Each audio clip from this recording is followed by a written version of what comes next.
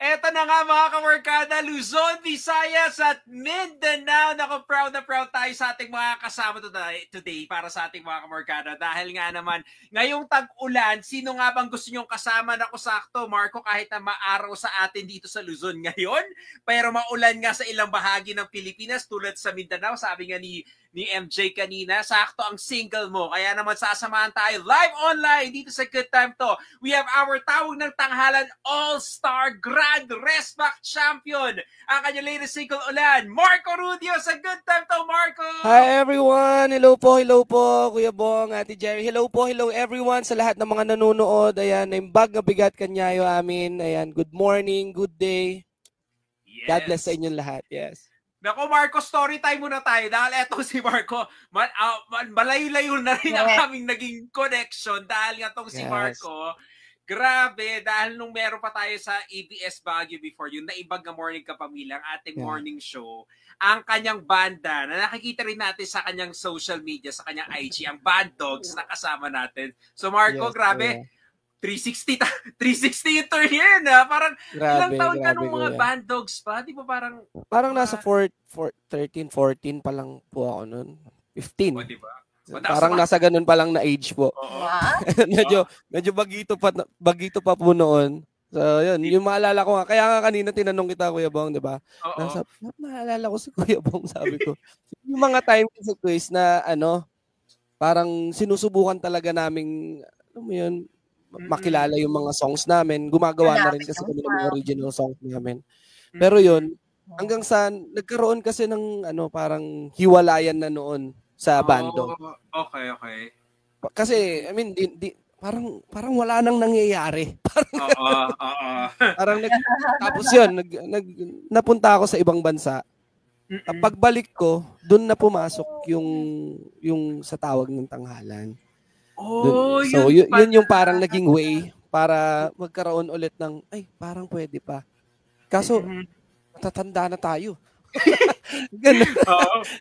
Okay lang yan, di ba? Kasi, yes, kaya hindi ko na tinanong ni Marco nung sinabi mong 14 years old ka sa Band Dogs okay na, buti lang hindi ko na i-expound yun. Pero, di ba? Pero, Marco, maraming salamat. Grabe yung naging journey mo. And thank you for being here sa Good Time To. Grabe. At, thank you for having me po. Yes, it's our mula pleasure. Sa banda ka pa noon hanggang sa, syempre, hinahanap mo na individually yung sound niyo. And ito nga, matagal ka rin namin na hinintay dito sa Good Time To. So mula Luzon, Visayas, Mindanao, at sa buong mundo, heto ka ngayon sa Good Time To. So makikichika na kami after your win sa TNT All-Star Grand Resback. Kumusta ang buhay after winning the crown? Or, di ba, yung premyo? Sobrang dami pong nagbago, ating. Kasi, kumbaga noon, nagtatanong ako, ano pa bang pwedeng gawin ko or, kasi hindi ako pwedeng nandito lang, parang ganun, sa position ko, kung ano man yung nasa position ko nun. Hindi ako pwedeng nandito lang. Kumbaga, sobrang tagal ko po kasing naniwala sa sarili ko. So, parang, I want more. Para sa sarili ko. So, after nung tawag ng tanghalan journey ko kasi, dun na parang yun na yung pinto na nagbukas sa akin para marating kung ano man po yung meron ako ngayon, kung meron ako today. And same feeling din naman po kasi palagi naman po akong uhaw sa pangarap ko. So, nung na-realize ko na, nung nag-sink in na sa akin na grand champion na pala ako. Parang, kumbaga, hindi ko po siya ganun na ikinagulat. Mahirap lang nag-sink in kasi nangyari na. Pero hindi ko siya yung hindi ako super nagulat kasi mula noon po, nung pagkabata ko, nung sinimulan ko ito and pinaalam ko sa mga magulang ko, alam ko pong someday mararating ko kung ano man yung meron ako today. So, yun po. At nakaka-proud, Marco, being Yes po, salamat. naging witness rin sa naging journey Congrats.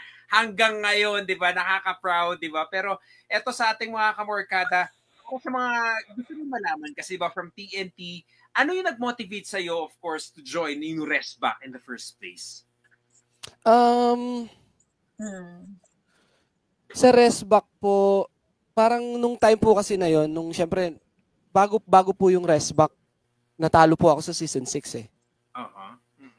So, ang dami pong parang nagro-root sa akin na parang si Marco ang mananalo, parang si ano ang mananalo, si Marco ang mananalo. So, nung time po na yon, kumbaga parang ako hindi naman po ako nag-expect ng something.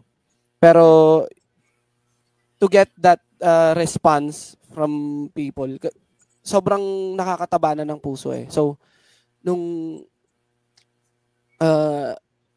Resback na, kumbaga, sabi ko, wala naman nang mawawala eh. Kung susubukan ko. Wala nang mawawala kung itatry ko na malay natin, ito na yung parang hinihintay kong matagal na. So, yun po, parang nag-go lang din po ako. Actually, si Papa nga po parang dadalawang isip kasi baka mamaya bigla kang matalo ka agad sa first round pa lang. Sabi ko, so be it. Yun na, kumbaga, subukan lang natin. Wala naman nang mawawala eh. Kumbaga, subok lang. Hindi natin alam kung ito yung para sa akin. And yun nga po, naging para sa akin. Yun nga. Subok lang po talaga ng, kumbaga parang sa aming mga subok lang po talaga ng subok. Hanggang sa ibigay kung ano yung para sa'yo. Diba? Ibibigay naman po lahat ng nasa itaas eh. Yes. Tama. Kung patuloy ka lang, hindi ka nag-stop.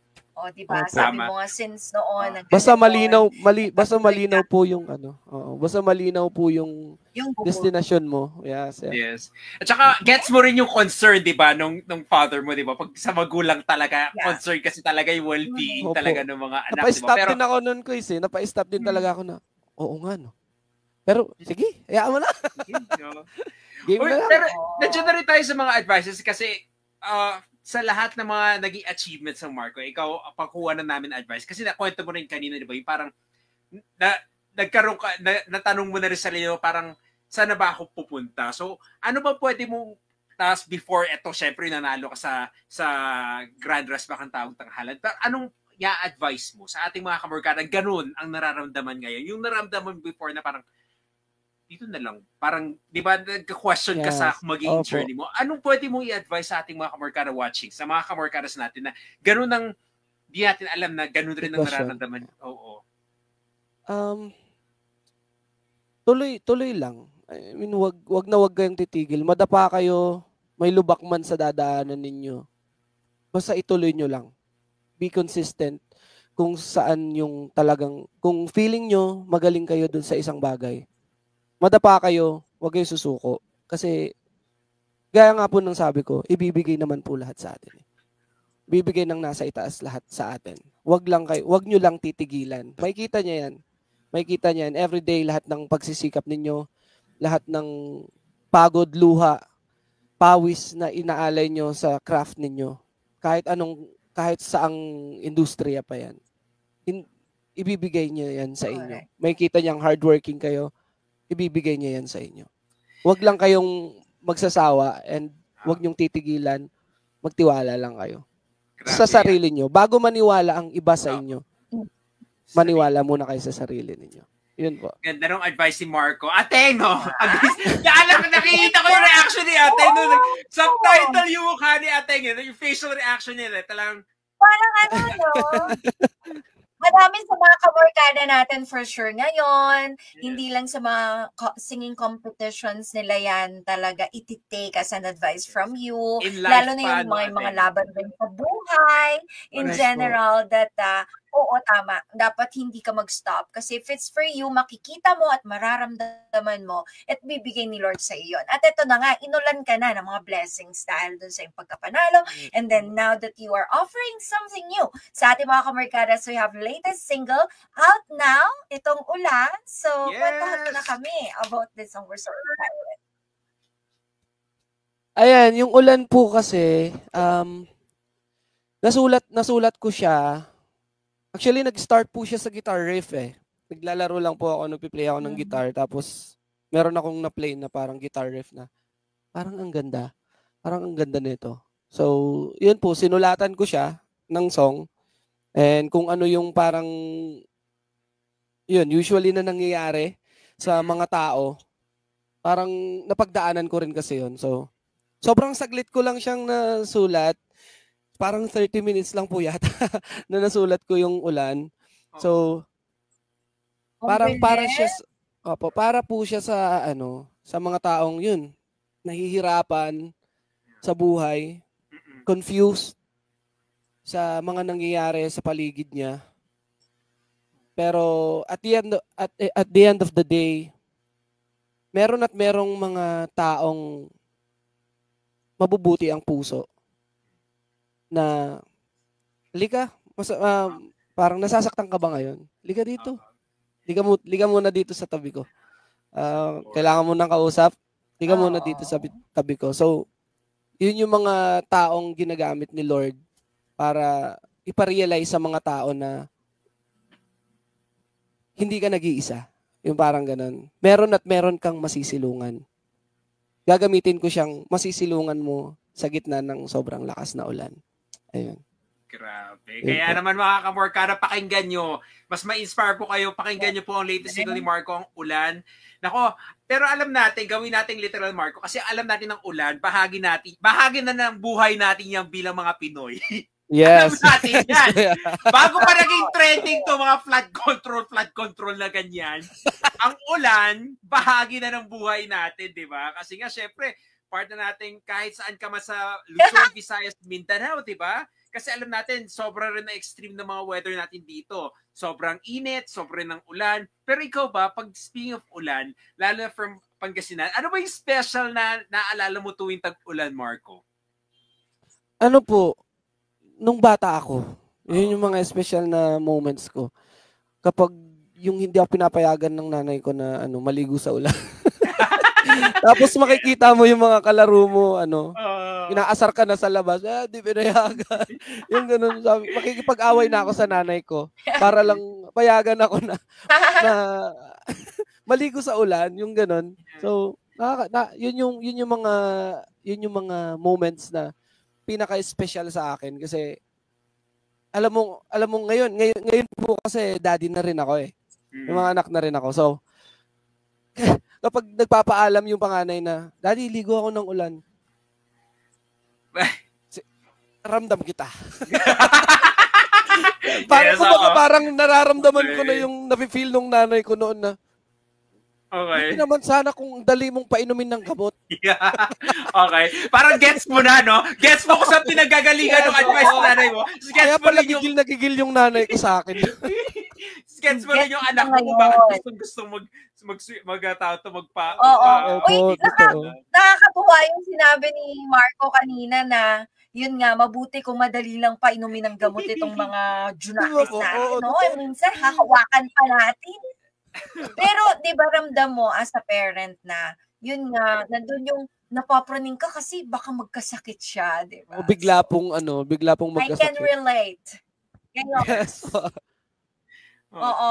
So, eto na nga, nakukwento mo na yung yung ulan, literal, di ba? Tapos, figuratively speaking, inuulan din tayo ng mga problema, challenges in life. So, gusto rin namin malaman from you kung ito, yung talking about that special person na nasilungan mo or kung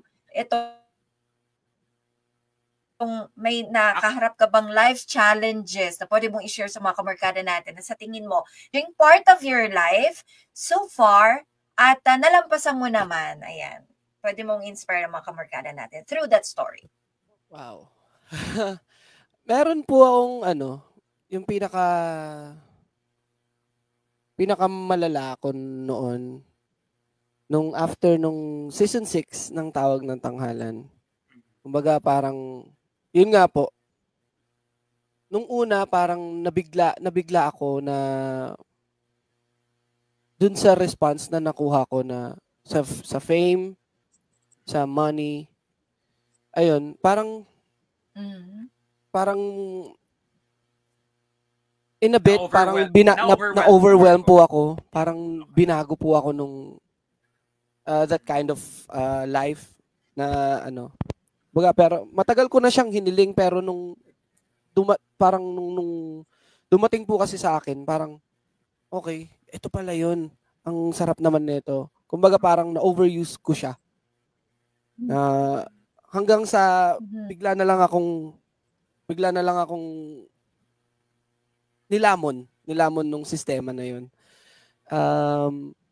Tapos bigla ulit akong nagtanong sa nasa itaas na ano po ba ulit yung ano? Parang yun nga, nag-a-ask ako ng more pa. Parang binigay ko na sa'yo parang pero bakit nag-a-ask pa ako ng more? Bakit parang may kulang? Tapos yun, I mean, na ano po ako, kumbaga, karoon po ako kumbaga, in-enjoy ko po talaga yung life. Pero, hindi siya yung life na parang nasa peace ka eh. Kumbaga, dun ko na hinahanap yung comfort zone ko, yung peace ko, na bakit ganito? Bakit at some point, naiirita na ako dun sa mga, parang, kunyari, nasa mall ako, parang, kunyari, may magpapapicture. Bakit ako ganito? Bakit ako na ano? Sabi ko kila mama, kila papa, sa lahat ng mga parang pinagkakatiwalaan ko, sa lahat ng mga nakapaligid sa akin. If ever yumabang ako, sabi ko noon, if ever yumabang ako, bago pa po yung tawag ng tanghalan noon, sabi ko, if ever yumabang ako, tapikin niyo ako, sabi ko. Ayokong malunod, ayokong mabulag, sabi ko sa kanila. And then that time, tinapik ako ng tatay ko. Sabi niya, "Hoy, 'di ba sabi ko sa iyo, 'di ba sabi mo sa amin kapag medyo nagbabago ka, tapikin ka namin." Ito na 'yon. And then at some point, bigla na lang po akong parang humingi ng tawad kay Lord na parang, sorry, parang hiniling ko pala to. So, yun po pala yung parang binigay niya para ma-realize ko na hindi lahat ng binibigay is, alam mo yun, maayos. Or hindi lahat ng, kumbaga yung iba kasi, binibigay niya para ma-realize mo yung mga bagay na nandyan na pala sa harap mo. Na yung mga bagay na magpapasaya sa'yo, nandyan na pala sa harap mo. Hindi mo lang binibigyan ng pansin. Tapos, yun din po yung time na parang binigay sa akin ni Lord si partner ko, si Yang. And doon na po parang nagbago yung lahat na parang ito pala yung buhay. Kasi yung si Yang po kasi meron po siyang panganay na baby. Yun po yung kinikwento ko kanina na nagpapaalam sa ulan. Gusto maligo sa ulan. So, and then, nagkaroon pa po kami ng isang baby. Si Marco Rudio Jr. naman. Yeah. Si Asha. And then, yun na po. Kumbaga, yun yung turning point na parang wala na I have nothing to lose. Parang, ito na yung laban. Ito na yung totoong laban ng buhay. Na kumbaga, meron na akong pinaglalaban. Meron na akong motivation, meron na akong inspiration. Wala na akong dahilan para tamarin. Or wala na akong dahilan para hindi gawin yung mga gusto kong gawin. Kasi lahat ng gagawin mo para sa kanila na eh. Kumbaga meron ka ng masisilungan. Kapag nadapa ka, meron ka ng matatakbuhan, meron ka ng yun po, kapag pagod na pagod ako, gusto kong umuwi dito sa Pangasinan kasi dito po talaga yung comfort zone ko. So kung makita yung baby ko, pag nakita mo, wala lahat ng pagod mo. Nakita mo yung family mo, wala na. I mean, that's it. Tapos na. Okay na ulit ako. Game ulit. Banat na ulit. Yun po. Grabe, Marco. Alam mo yung mga sinasabi mo na ka-inspire ka sa ating mga life coaching 101 po tayo today. Life coaching. Coach. Okay. Pero, uy, hindi lang yung bong. Na-realize ko dito sa story na kwento sa atin ni Marco, yung lesson na nagbigay sa kanya, 'di ba kung minsan inuulan tayo ng maraming pagsubok, life's challenges, pero siya inulan ng victory or ng success ni Lord, pero hindi siya natuto agad. Pero at the end of the day, na-realize niya na binigay sa kanya yung success na yon para mas matuto. 'Di ba? So inspiring. Ganda. Kaya Marco, maraming salamat rin for inspiring mga kamorkaros natin ngayon dito sa ating Facebook. Nagko-comment na. I'm sure na dyan pa ating mga kamorkaros sa YouTube. Pero ito na. Yeah. Balik tayo, syempre Marco, dahil nga syempre yung single mo na proud tayo itong Ulan. Eto na. Kanina na pag-usapan na natin. Yung, di ba, isa sa mga naalala mo tuwing memories mo dati nung tag-ulan is yung, alam natin, yung magandang maligo sa ulan. Pero ngayong nandun na tayo sa mga adulting, parang mahirap magkasakit, wag na muna magpapasa ng ulan. Kaya dito na lang natin babalikan sa ating challenge, Marco. Para sa ating Ulan Challenge with Marco Rudio, madali lang to Marco. Babalikan lang natin bukod sa mga favorite, mga good times. Babalikan na lang natin sa mga alaala natin, yung mga paborito nating tuwing tag-ulan. So Marco, ready ka na ba sa ating Ulan Challenge? Ready po. Yes, auto. Para di na tayo magkakasakit, di na tayo stress. Babalikan na lang natin para wala nang dagdag na worry. Ito na, para sa ating unang scenario. Pagdating sa ulan, Marco, ano ba yung 3 must-have things pag tag-ulan? Payong. Okay, payong.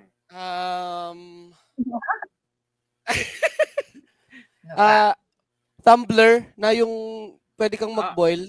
Okay. Tapos, cellphone po, pang-vlog. Pang-picture.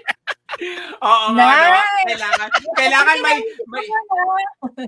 may testimonial tayo na kailangan merong ebidensya na tao to na umuulan, kaya pipicturean mo. Uy, pero eto Marco, speaking of payong, gaano ka kadalas nawawalan ng payong? Nung bata po ako, siguro hindi lang mga 67 times. Hindi, maraming beses po akong nawalan ng payong. Mula pagkabata hanggang sa pagtanda. Hanggang ngayon po, pag nawawala ko po. Tapos yung nawawala ko pong payong, hindi po sa akin. Sa nanay ko ulit. Nanay mo yan. O, yun na nga. Yun na nga diba, tanong. Diba sa lalaki, madalang yung nagdadala ng payong kasi ayaw nilang mabasa. Diba? Nagpayong ka pa. Oo. O, tapos hindi, maligo na lang tayo. Ambon lang naman yan eh. Tara. Correct. Oo.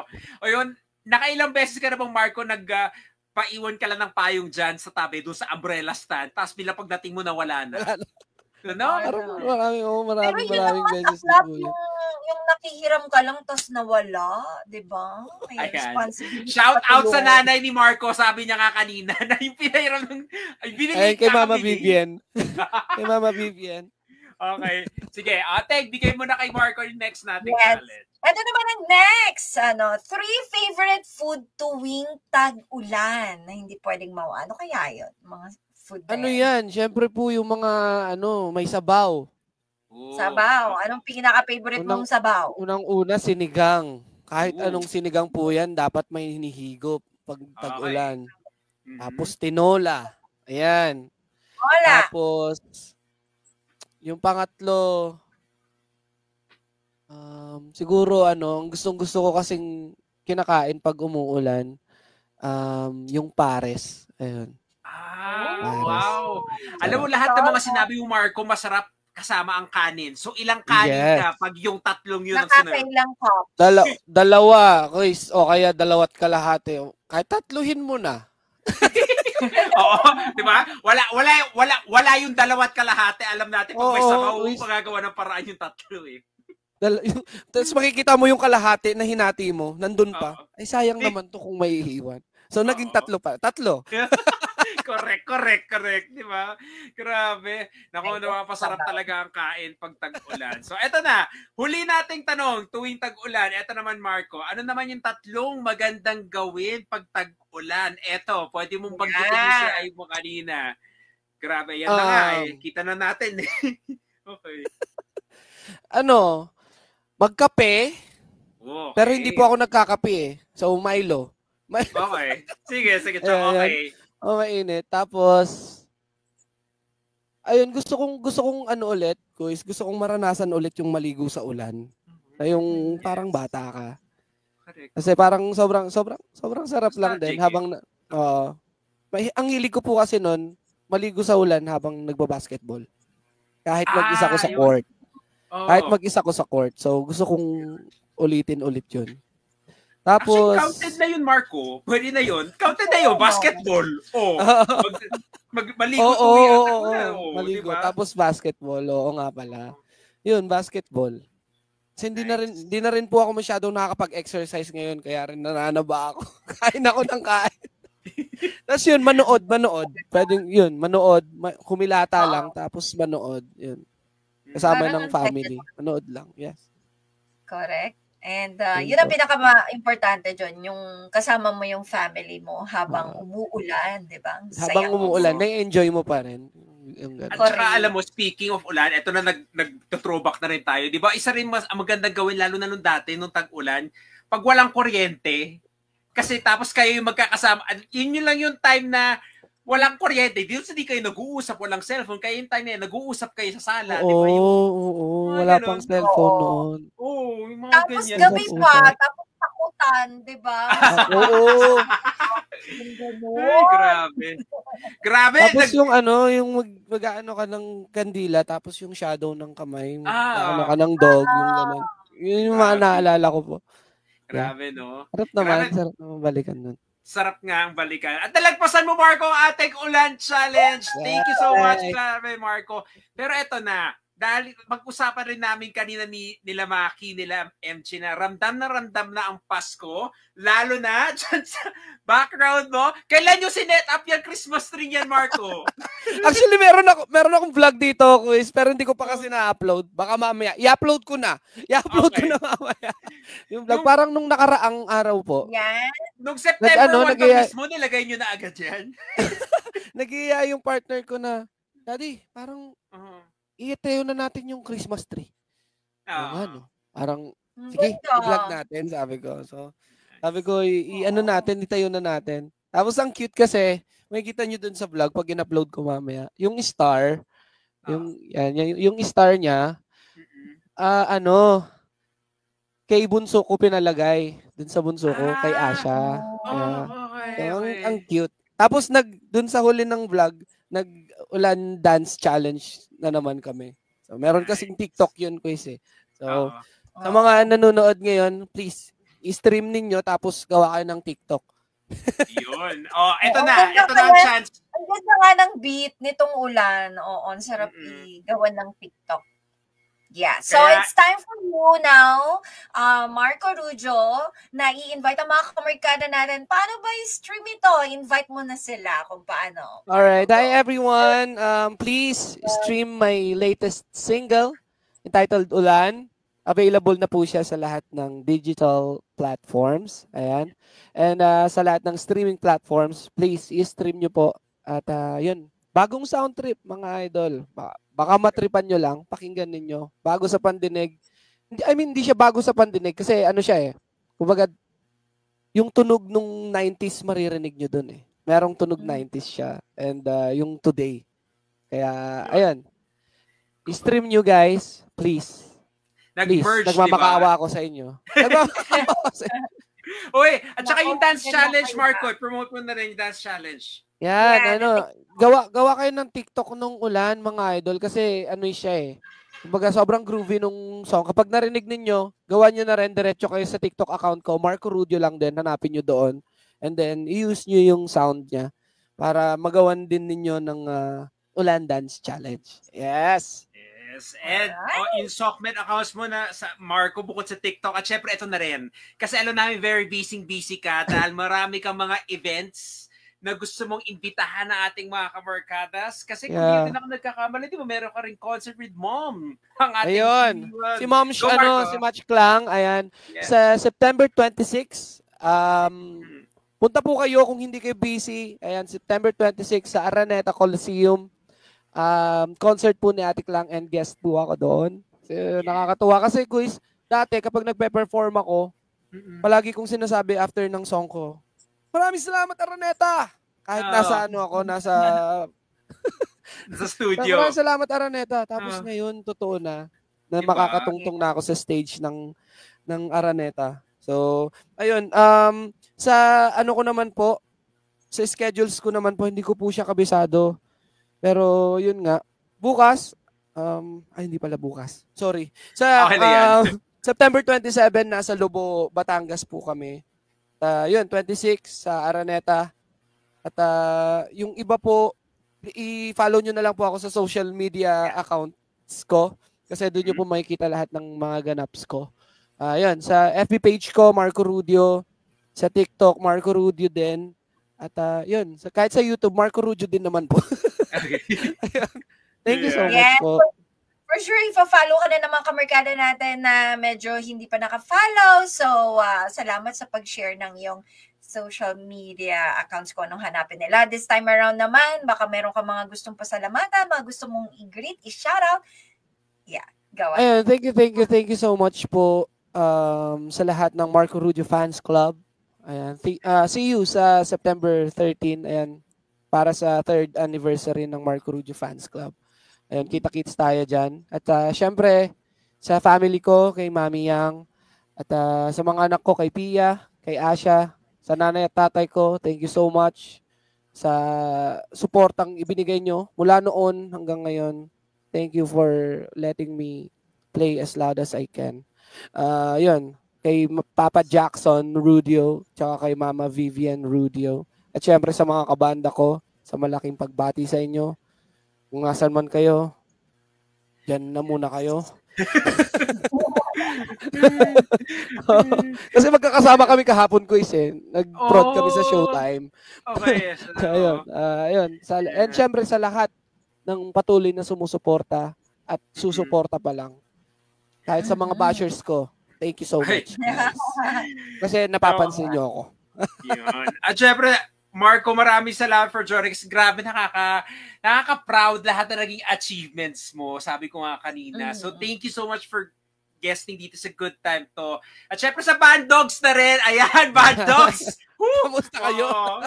Correct, oo. Yung banda yan na talagang una kong nakasama before, morning shows pa namin before. Pero eto na bago tayo pumunta sa last question natin, Marco, dahil magpapasko na, di ba? Bare months na, ano ba ang wish mo ngayong Christmas? Sa sobrang tayo mo naging achievements for this year blessings, ano pa ang hiling mo ngayong magpapasko, Marco? Ilan quiz? Sige, isa muna. Isa lang. Oo, isa lang. Na masarap na usapan, mag-aalas 11 na pa na, Marco. So, isa na lang muna. Okay. Isa, gusto kong maging healthy lang lahat ng nakapaligid sa akin. And lahat ng, alam mo yun, lahat ng taong nakapaligid, lahat ng kapamilya ko, mga anak ko, yun. Good health lang po talaga. Sa akin, yun, syempre, para magawa ko yung best. At syempre, pangalawa, gusto kong mag-hit yung ulan. Yes! O yun, ma-manifest natin yan, Marco. Woo! Oo. Go ate. Kasi kapag may gusto ka daw, guys, dapat sinasabi mo, di ba? I-manifest natin siya. Totoo. Tama, maging specific ka lang. Hindi pala sana. Mag-hit yung ulan talaga. Mag-hit talaga yon. Ang ganda ang ganda ng beat, ang ganda ng lyrics, yung total package talaga siya. So, mga kamerkada, for sure, include na nila sa kanilang playlist. Kaya naman, eto na ang pinaka-next na itatanong namin sa iyo bago ka namin i-let go, Marco Rudio. Dahil nasa good time to ka, gusto namin malaman kung ano ang good time for you. Ang good time kapag kasama ko yung pamilya ko. Yun yung pinaka-good time sa akin. Yes. Kapag nasa comfort zone ako, yun na. Comfort zone talaga. Yes. No? Kaya, Marco, good time rin sa aming makausap ko today. Comfortable kami makausap ka. Thank you so much and congrats so sa much lahat ng achievements mo, Marco. Once again, streaming na po mga kamerkadang ulan. Marco Rudio sa Good Time to. Thank you so much, Marco. Salamat po. Thank you. Ingat, Marco. Thank you po. Band Dogs.